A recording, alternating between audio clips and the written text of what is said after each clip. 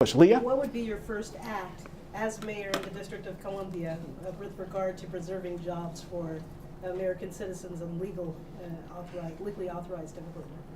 Yes, within the first 100 days, and this is what I've promised everyone on the campaign trail, that we're going to take the best practices that are being used in South Carolina, Colorado, even Arizona, see what they're doing as far as E-Verify. Tailor-make our policy for Washington, D.C., because we want to be the most progressive, but also the most aggressive form of legislation out there. Because this is the nation's capital. We have to lead instead of follow. So that's my position. Within the first 100 days, we're going to have some legislation. Whether we're going to run it through the council or I sign it by executive order, that's something that's debatable, but it's going to get done. Leo, I grew up in Washington, D.C., and I've seen the office of mayor go through the pseudo administrations of Walter Washington, the dark days of Marion Barry and all of which followed. Now, the advantage you have is that Twiddly D and Twiddly Dum are running. She's good. What is going I need to take you out there with me when I'm campaigning. what is going to be That is right. a big issue, and I know I'm speaking to the choir, but getting people to believe again. I mean, I have heard all the right words before. You're sincere, I know that. But I'm listening to you. You know, I'm on your side. Those same people you talk about living in public housing, they have been there before. And it's going to be a real issue for you to reach them. Right. I hear that, and I hear it all over, but the interesting thing that we found is that prior to announcing our campaign, we spent about 4 months attending meetings all over the community on a listening tour, if you will.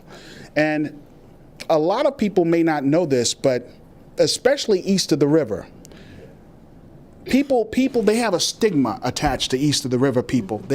On the west side, they think that those folks on the east side don't want to work. But if you actually go over there and talk to them, they want to work. But they don't understand what happened. Why are they trapped in poverty? And why are their jobs going to other people? They really can't understand that. And then they have politicians who they thought had their backs, who've been on the council and who've been mayors, but for whatever reason, the conditions in Ward 8 have never changed. You know, so I understand they should be jaded. There should be a feeling of hopelessness. But what we have to convey over the next 4.5, 5 months is we actually have a plan. There's no we're not out here selling a dream. We are actually laying out steps to achieve a goal. And that is in this dependency on government, and by turning this community basically into being self-sustainable through jobs, through education. And then when you do that, I firmly believe that you will bring down the crime.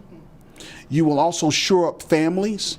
And then when you shore up families, children, their test scores will start going up as well. So everything is connected: jobs, education, and crime. But you cannot address it by just giving people work programs and giving people training programs, but at the end of the day, there are no jobs because there's no E-Verify to protect your jobs. And as you just said, they can't read. That's right. You're absolutely, you have to address the root causes, and if illiteracy is our problem, and this is 2010, we've got to deal with it. Yes, Mike? Mr. Mayor-elect, Thank you. you've made a very bold step in signing that pledge to implement E-Verify in the district, something that probably is revolutionary to many of your opponents. Will you challenge them to sign that same kind of pledge? Absolutely. I have nothing to lose by challenging them. I sincerely doubt that they will, because this is an election year, as you well know, and a lot of politicians in Washington, D.C. are afraid of voter backlash in the Latino community. And I'm going to talk about this honestly. I am not concerned with voter backlash in the Latino community. First of all, as far as I'm concerned, there are not enough of them legal and that can vote to really turn an election. So not in Washington, D.C.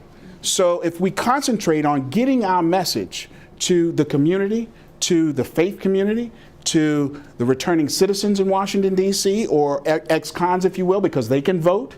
If we concentrate on getting our message to the community and letting them know that this is their opportunity, not only to receive a hand, but a hand up, not a hand out.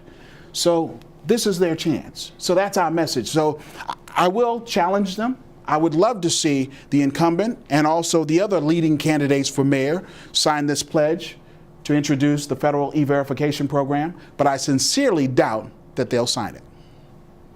Or debate you. Or even, well, they'll debate, but not on this. They won't answer this question. Yes? Several years ago, the DC Council passed a resolution, and the mayor signed it, that the district would have to operate in, I think, 5 different languages, or try to operate and provide services in 5 different languages. I was interested in your comments about English, because I represent an organization that advocates for making English the official language of the United States and of all the 50 states and the District of Columbia.